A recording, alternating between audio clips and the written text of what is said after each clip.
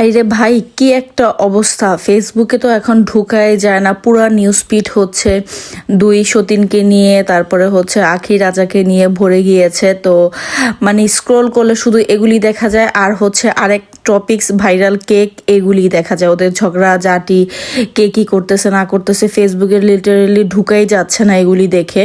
তো প্রথম প্রথম দেখতে ভালোই লেগেছে আগারগাঁয়ের অবস্থা, এখন একদম বিরক্ত লাগে, জাস্ট বিরক্ত। ফেসবুকে স্ক্রল করে হচ্ছে এর সাথে ঝগড়া লাগতেছে, কেক মানে নিয়ে বসার জন্য ওর সাথে ঝগড়া লাগতেছে, তারপর হচ্ছে 203-এর পাল্টা সংঘর্ষ, একজন লাইভ করলে তার আবার পাল্টা লাইভ, একজন স্ট্যাটাস দিলে তার আবার পাল্টা জবাব, রোস্টিং ভিডিও এক একজনের নিয়ে ফানি ভিডিও করতেছে। কি যে একটা নাজেহাল অবস্থা, একটা অস্বস্তিকর পরিবেশ হয়ে গিয়েছে পুরো ফেসবুকটাই। তো যারা হচ্ছে এরকম টাইপের ভিডিও করে, দেখা যাচ্ছে যে তাদের ভিডিওগুলি সবসময় ফর ইউতে থাকে, আর নিউজ ফিড হচ্ছে এগুলি দিয়ে ভরে যায়। আবার নতুন টপিকস দেখলাম যে রূপাঞ্জেল, সেটা নিয়েও হাসি ঠাট্টা তামাশার কোনো শেষ নেই। মানে লিটারেলি ক্যারেক্টারটাকে একদম পচিয়ে দিচ্ছে সবাই, এরকম একটা অবস্থা। আমরা বাঙালি হুজুকে পাগল, যেটা পায় সেটা নিয়েই হচ্ছে সবাই মাতামাতি, তারপরে হচ্ছে নাচানাচি করা শুরু করে।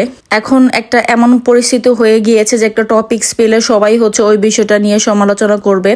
তো যাই হোক, যার যার ব্যক্তিগত বিষয়, তারপরও সবকিছু মেনটেন রেখেই হচ্ছে সোশ্যাল মিডিয়াতে কাজ করা ভালো। তো যাই হোক, নিউজ ফিডের কথা তো অনেকই বললাম, কারণ কোনো কিছুই অতিরিক্ত ভালো না। তো একটা জিনিস হচ্ছে একদিন 2 দিন 3 দিন দেখতে ভালো লাগে, তারপরে কিন্তু সবকিছুর প্রতি একটা বিরক্ত চলে আসে, মানে দেখলে হচ্ছে ইরিটেট লাগে, এরকম একটা অবস্থা। এখন হচ্ছে এগুলি দেখলে ইরিটেট লাগে। তো প্রথমে হচ্ছে ইন্টারেস্ট নিয়ে দেখতাম যে কে কি বলতেছে, কার দোষ কি, ওইটা যাচাই করার ট্রাই করতাম। আর এখন না, মানে কেমন যেন একটা বিরক্তি চলে আসছে, দেখলেই বিরক্তি লাগে, আর হচ্ছে স্ক্রোল করবো এগুলি আসে।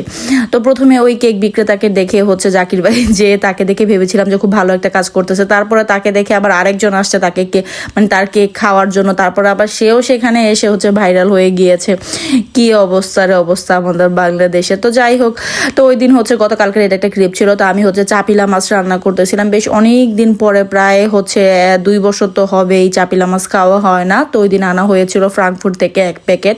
তো সেটাই হচ্ছে আমি ভিজিয়ে রেখেছিলাম, ওইটাই হচ্ছে বেগুন আলু দিয়ে একটু রান্না করলাম, পাশাপাশি হচ্ছে একটু আলুর টক রান্না করলাম। আর ফ্রিজে আমার ভর্তা করা ছিল, তাই আর কোনো ভাজি করলাম না। আর মাংস তো রান্না করাই লাগবে মাস্ট, কারণ সাজেল মাংস ছাড়া কি খাবে, ও তো এই মাছ খাবে না। আর এইটা যেহেতু ছোট মাছ, আজানও খেতে পারবে না, তাই হচ্ছে একটু মুরগির মাংসর সাথে রান্না করে নিচ্ছিলাম। তো যাই হোক, আজকে ছোট একটা ভিডিও, আশা করি আপনাদের ভালো লাগবে। যদি ভালো লাগে থাকে তাহলে অবশ্যই একটি লাইক দিবেন, আর ভিডিও সম্পর্কে কোনো মন্তব্য থাকলে অবশ্যই আমাকে কমেন্ট করে জানাতে পারেন।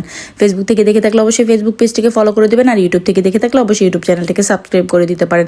ভিডিওটি দেখতে দেখতে যদি ভালো লেগে যায় তাহলে অবশ্যই ভিডিওটি শেয়ার করে দিতে পারেন। আর কে কে আমার মতো হচ্ছে ফেসবুকে এইসব ভিডিও দেখে লিটারেলি হচ্ছে বিরক্ত, অবশ্যই সেটা কমেন্ট করে জানাতে পারেন। আমরা সবাই বুঝি যে যে যত মানে মানুষকে নিয়ে হচ্ছে রোস্টিং ভিডিও করবে, তারপর হচ্ছে ছোট করে কথা বলবে, তাদের ভিডিওগুলি বেশি ভাইরাল হবে। হয়তো তারা এটা জেনেই হচ্ছে এইসব কাজগুলি করে, অনেকে ছোট করা, অন্যের গায়ের রং নিয়ে ছোট করা, বিভিন্ন জিনিস নিয়ে বুলিং করা। তো যাই হোক, তো আজকে এই পর্যন্তই। সবাই ভালো থাকবেন, সুস্থ থাকবেন, আমার চ্যানেলের পাশে থাকবেন। আসসালামু আলাইকুম, আল্লাহ হাফেজ।